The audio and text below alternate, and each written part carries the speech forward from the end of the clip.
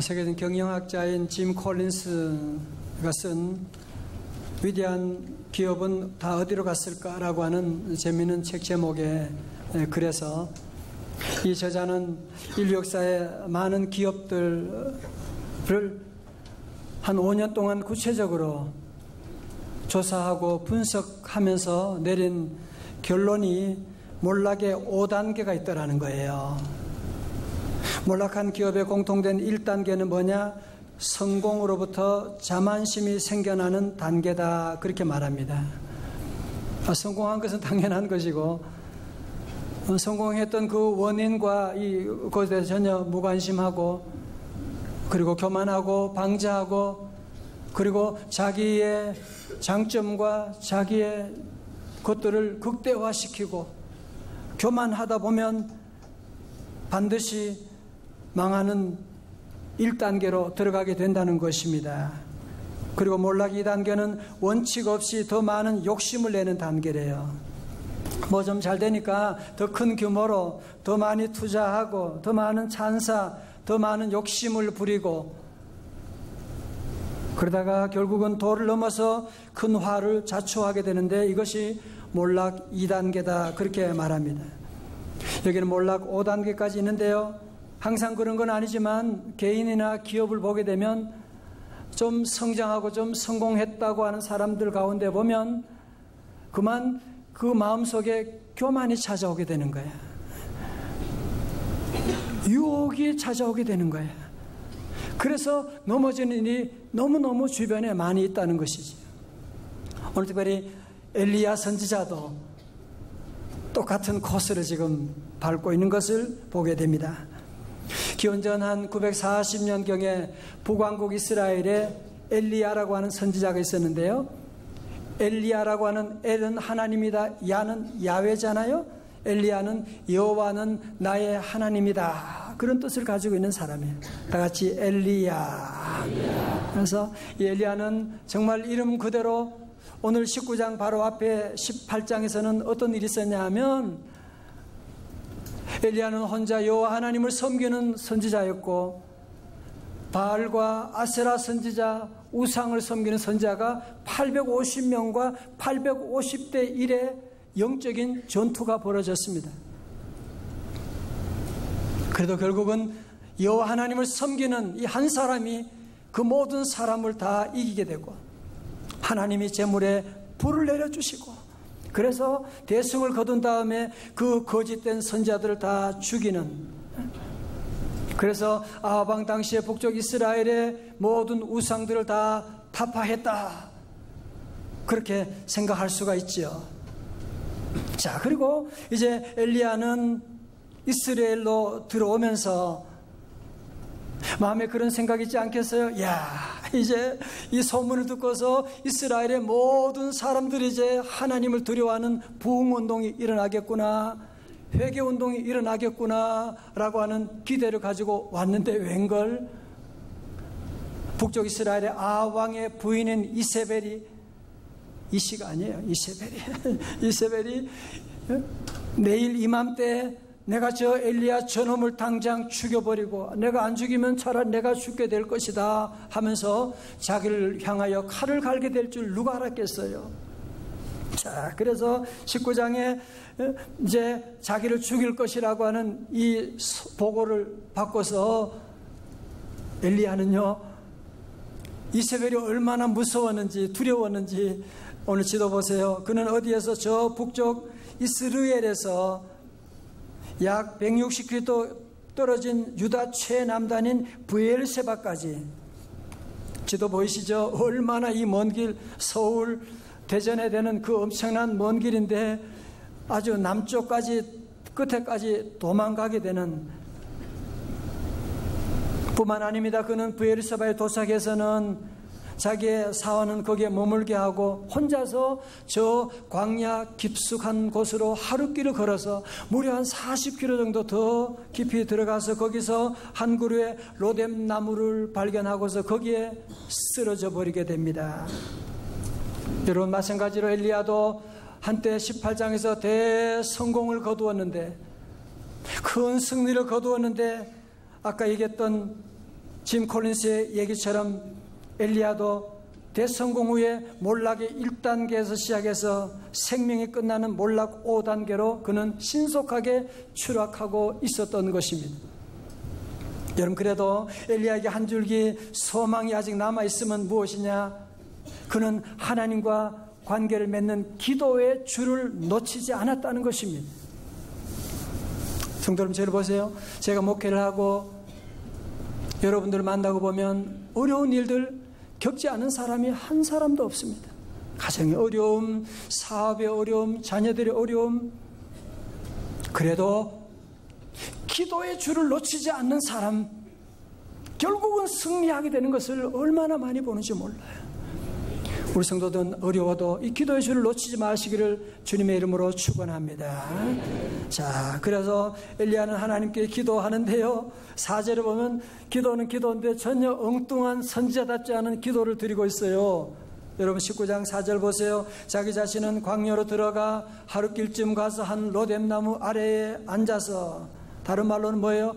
자빠져서 거기서 뭐합니까? 자기가 죽기를 원하여 이르되 여호와의 넉넉하오니 지금 내 생명을 거두시옵소서.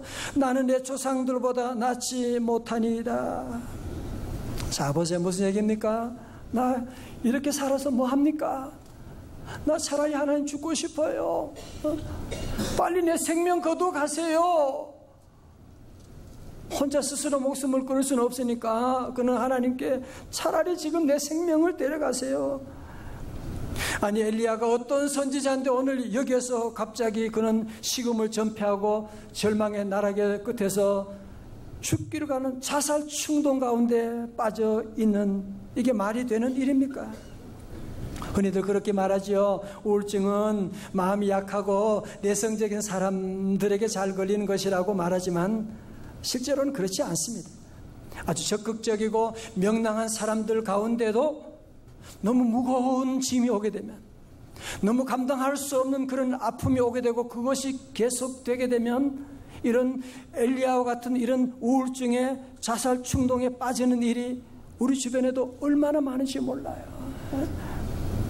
엘리야도 그랬거니와 종교개혁자 마르틴 루터도 그의 일기 1527년의 일기장에 보면 자신의 우울증을 언급하면서 일주일 이상을 죽음과 지옥의 문턱에 서 있었다고 하는데, 여러분 그렇습니다. 오늘 저에게도 여러분에게도 제가 아는 어떤 목사님 가운데도 보면 우울증으로 밖을 나오지 못하는 그런 분도 계시고, 여러분 우리는 다 이런 우울증이나 이런 아픔에 빠질 수가 있는, 영적인 침체에 빠질 수 있는 그런 연약한 존재들입니다. 그래서 야고보서는 엘리야를 뭐라고 합니까? 그는 우리와 성정이 같은 사람이로되, 우리와 본성이 같은 사람이라는 얘기지요. 우리도 그런 아픔에, 이런 어려움에 빠질 수가 있다는 얘기지요.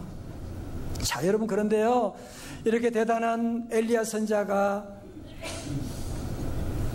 어떻게 갑자기 오늘 19장에 와서 이 로뎀나무 아래 자빠져서 정말 자살 충동 가운데 빠져 죽을 수 있단 말입니까? 어떻게 해서 그는 18장과는 전혀 다른 사람처럼 보이는 19장에 이런 행동을 할 수가 있단 말입니까? 물론 피상적인 이유는 아합의 부인 이세벨 때문에 그렇다라고 말할 수 있을지 모르지만 내면적인 이유는 그게 아닙니다. 자, 여러분 3절 한번 보세요. 엘리야가 뭘 보고요? 이 형편을 보고 일어나 자기의 생명을 위해 도망하여. 무슨 말입니까? 그가 이 형편을 보고 무슨 얘기, 뭘 봤다는 거예요? 다른 말로 뭐예요? 자기 꼬라지를 보고, 그렇죠? 자기 형편을 보고, 자기 환경을 보고, 그래서 그는 도망하기를 결정하고 자살 충동에 빠지게 되었다는 얘기지요. 여러분, 자, 저를 보세요. 사람은 특별한 사람이, 대단한 사람이 없더라고요. 사람은 다 똑같아요. 조금 차이가 있지만 결국은 인간은 다 약하다는 면에서는 재벌도, 뭐 대통령을 한 사람도, 아무리 권력 있는 사람도 다 똑같습니다. 차이가 있다면 뭐냐? 아무리 약한 사람이라고 할지라도 나를 보지 않고 하나님을 보게 되면, 여러분 송명희 씨 같은 뇌성마비, 이지선 같은 자매도 얼굴에 모든 화상을 입어도 주님 바라보고서 강건하여 세계 복음 증거하는 자가 되었고, 아무리 대단하고 잘나고 유명한 인기 있는 사람이라고 할지라도 자기를 묵상하고 자기 집 문제만 생각하고 자기의 형편만 바라보고 묵상하고 나가면 우울증에 빠지지 않을 사람이 세상에 누가 있겠습니까? 우리나라 우울증 환자 수가 지난해 기준에 60만 명을 넘었대요, 통계상. 그리고 여성이 남성보다 한 2배가 더 많대요. 요즘 살기가 얼마나 힘듭니까? 그죠? 얼마나 복잡합니까? 여러분, 그래서 우리가 이런 어려운 시대 가운데 문제를, 누구나 다 있는 문제인데 그거를 깊이 묵상하고 생각하고 고민하면 우울증으로 빠지기 쉬워요. 우리 성도는 어떻게 해야 돼요? 이런 어려운 문제가 온다고 할지라도 열왕기상 18장의 말씀처럼 너는 어느 곳에 다 같이요 있든지 주를 향하고 어떻게 해요? 주만 바라볼지라, 주만 바라볼지라.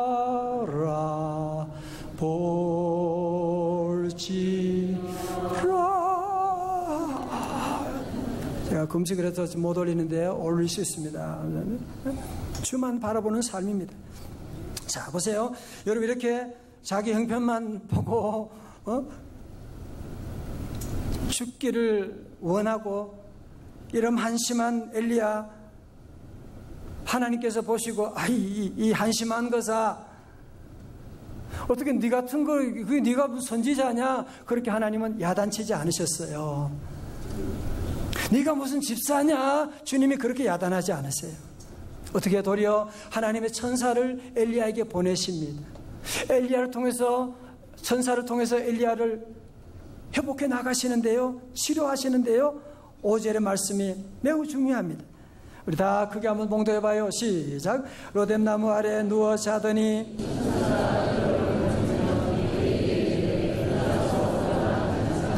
아멘. 자, 여러분 보세요. 그러므로 우리 주변에도, 여러분도 그러시지만 우리 주변에 우울증으로 고통받는, 아니 지금은 우울증이 아니지만 우울증으로 가는 사람들도 있는데, 여러분이 이 말씀을 잘 보셔서 하나님이 어떻게 우울증을 치료해 가는지 여러분이 잘 함께 보며 은혜 받을 수 있고, 말씀 드는 가운데 여러분의 질병도 우울증도 떠나가기를 축원합니다. 자, 보세요. 첫 번째로 우리 하나님은 천사를 통해서 어떻게 하느냐, 무슨 요법이냐 하면 1단계 요법이 뭐예요? 수면 요법입니다. 수면 요법이에요. 그렇죠? 5절 상반절에 로뎀 나무 아래 누워 자더니 그러잖아요. 여러분, 사실 엘리야는 얼마나 바빴어요, 그죠? 얼마나 힘든 시간을 보냈겠어요, 지금. 여러분, 18장에 보면 그 하루 동안 그 수많은 850명이 넘는 선지자들, 그 어용 선지자들이거든요. 혼자서 그 사람들과 싸운다. 그 스트레스, 그 부담감, 그게 무슨 하루 이틀 일이었겠어요? 잠은 제대로 잤겠어요? 그러니까 그는 피곤이 극대화되게 되니까 극단적인 선택을, 극단적인 생각에 빠지게 된 것이기 때문에 하나님께서 천사를 보내서 그를 영과 육의 쉼의 자리로 깊은 잠에 빠지게 하시면서 그를 위로해 주셨던 것입니다. 미국 로체스터 대학 정신과 마이클 펠리스 박사의 연구에 따르면 불면증이 나타난 사람은 평균 5주 계속된 후에 우울증이 발생한다는 겁니다. 잠이 안 오는 것 그냥 쉽게 넘어가면 안 돼요. 계속되면 우울증이 오고, 우울증과 수면 장애는 뗄래야 뗄 수 없는 관계인데 우울증 환자 약 50%가 수면 장애를 호소하고 있답니다. 여러분, 그런데 우리가 예수님 믿으면 오는 축복 가운데 한 가지는 뭐냐 하면 잠을 잘 자요. 예수 믿으면. 시편 127편 2절의 말씀, 그런 말씀 있죠? 다 같이요. 오늘 요절 말씀이에요. 시작.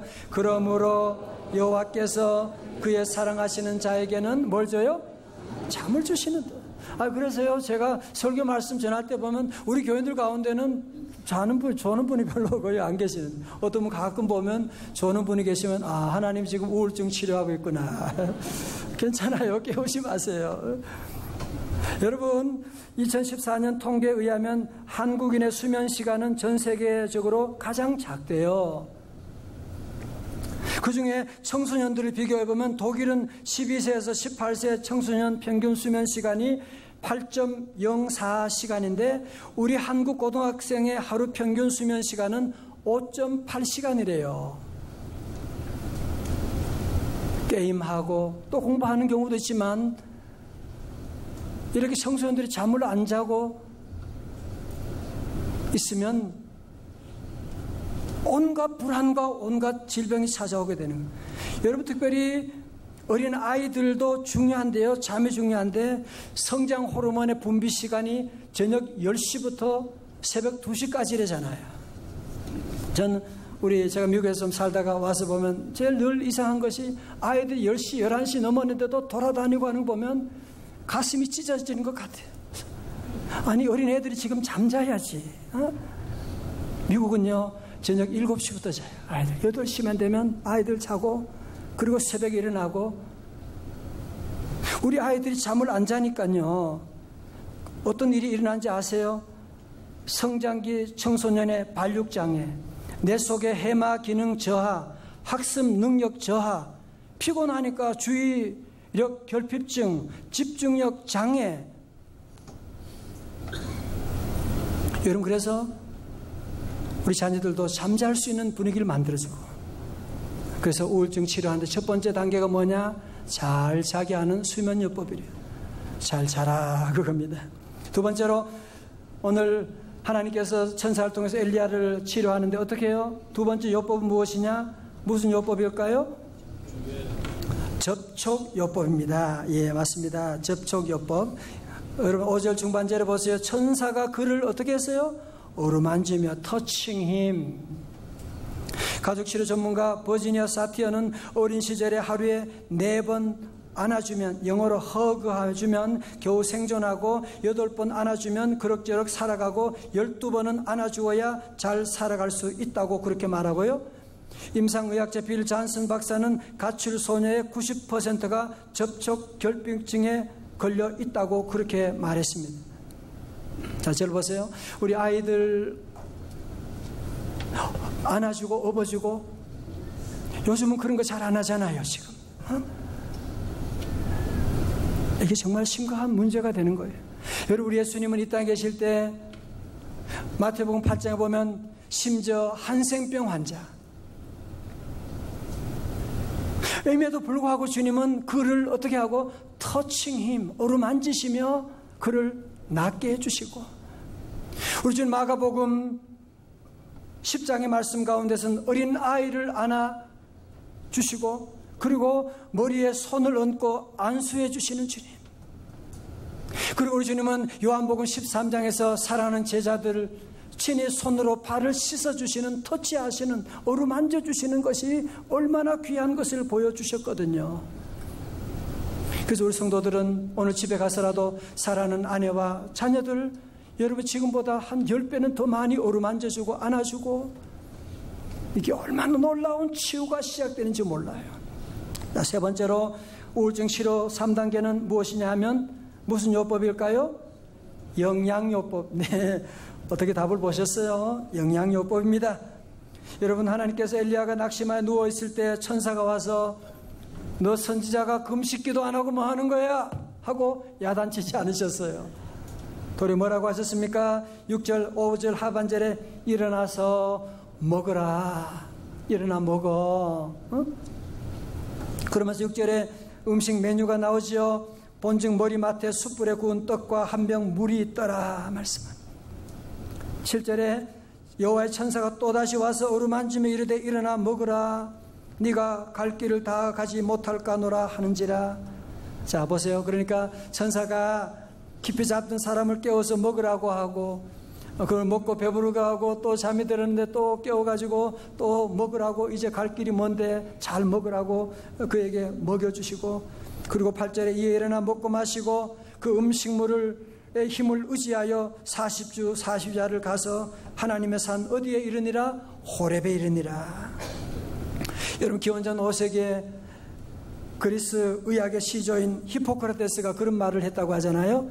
음식으로 고치지 못하는 병은 의사도 고치지 못한다, 그런 얘기를 했어요. 그래서 요즘 이 의사분들 가운데도 보면 의학에서도 그런 약으로 치료하는 것보다는 우울증이나 이런 것들은 이 음식으로, 영양으로 치료하려고 하는 이런 시도들이 참 많이 지금 계속되고 있고요. 여러분, 그래서 사랑하는 가족들과 함께 마시는 음식 먹을 때 제발 잔소리하지 말아요. 부정적인 얘기하지 말고 기쁜 얘기, 감사한 얘기 나누면 그 집안의 가족들이요, 자기도 모르는 사이에 힐링이 시작되는 거예요.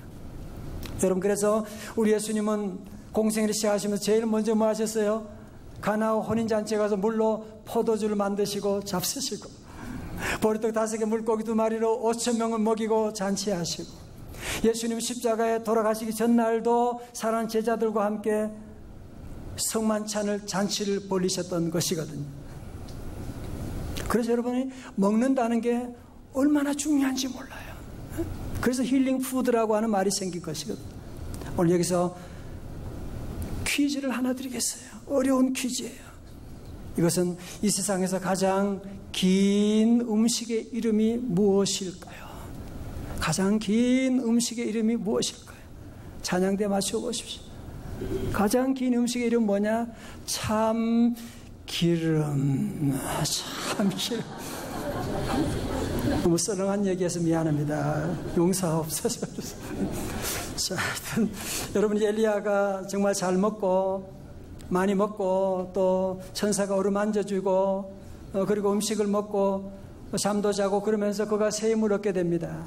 그래서 그는 이 브엘세바에서 어디로 가느냐? 지도 밑에 보면 저 호렙산까지 내려가서 거기서 하나님을 만나고 하나님의 세미한 음성을 듣고 하나님의 나라 사역을 시작하게 되는 것을 볼 수가 있습니다. 할렐루야. 그 하나님, 이 시간 엘리야와 같이 로뎀나무 아래 쓰러져 있는 여러분이 사는 동안에 가정의 자녀들 때문에, 직장 때문에, 관계 때문에, 돈 문제 때문에 여러분이 얼마나 힘들어하는 것 하나님이 왜 모르시겠어요? 그래서 오늘 예배 가운데 여러분 한 분 한 분을 불러주신 것입니다.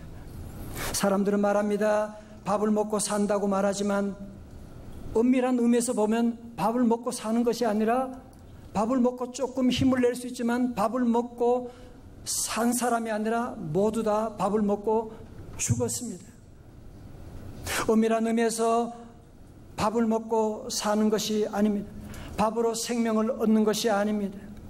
그래서 예수님께서 말씀하신 거예요. 요한복음 6장 51절에 나는 하늘로서 내려온 산떡이니 사람이 이 떡을 먹으면 영생하리라. 나의 줄 떡은 곧 세상의 생명을 위한 내 살이로다고 말씀해 주셨습니다. 우리 주님, 이제 사랑하는 제자들, 마치 엘리야처럼 지금 쓰러져 있는 제자들, 여러분 보세요. 우리 주님도 이제 내일이면 십자가 지시게 되고, 그리고 이제 제자들 곁을 떠나게 되는, 마치 엄마가 사랑하는 자녀들을 두고 세상을 떠나는 그런 아픈 가슴을 가지고 그 제자들을 만나서, 제자들은 그렇죠, 주님이 이제 떠나가시면 두려운 마음 가운데 있는 주님께서 마지막으로 뭘 하셨느냐? 성만찬을 저들에게 배설해 주시고, 이것은 내 몸이다, 이것은 내 흘린 피의 언약이다 하고 하시면서 저들에게 먹여주셨습니다. 오늘 그래서 주님이, 우리 사랑하는 성도 여러분들 한 분 한 분 주님이 여러분을 얼마나 잘 아시는데요. 오늘 주님이 여러분에게 이 음식을 먹고 힘을 내라고, 이 음식은 그냥 하루 사는 힘이 아니라 영생하도록 우리에게 새 힘을 주시는 주님이십니다. 사랑하는 성도 여러분, 이 시간 세상의 모든 음식들은 여러분 다 야채도 고기도 죽어서 우리가 먹고서 우리는 살아나는 거 아니에요, 그죠? 예수님은 십자가에 돌아가셨지만 그 예수님으로 말미암아 우리가 살아나게 되는 거예요. 우리가 생명을 얻게 되는 거예요. 성찬식이 무엇이냐? 예수님이 나 같은 사람, 죄인을 위해서 돌아가시고 나를 살려주신 그 은혜에 감사합니다. 그리고 성찬식을 통해서 우리 주님이 나와 함께 살아계심을 여러분이 살과 포도즙을 통해서 여러분이 주님을 바라보는 귀한 예식인 것입니다. 이 시간 우리 주님께서 여러분 한 분 한 분 초대해 주시고, 여러분 한 분 한 분 엘리야를 만나신 주님 여러분을 만나시고 치료하여 주실 것입니다. 주님 여러분 한 분 만져주시고, 터칭 유 만져주시고 우리의 귀한 만찬을 주실 때 우리 모두 십자가 아래 나가 우리의 무거운 짐을 다 내려놓고, 주님, 제가 이 시간 로뎀나무 아래 쓰러져 있는 엘리야와 같이 주님 앞에 섰습니다. 주여, 내게 은혜 내려 주옵소서.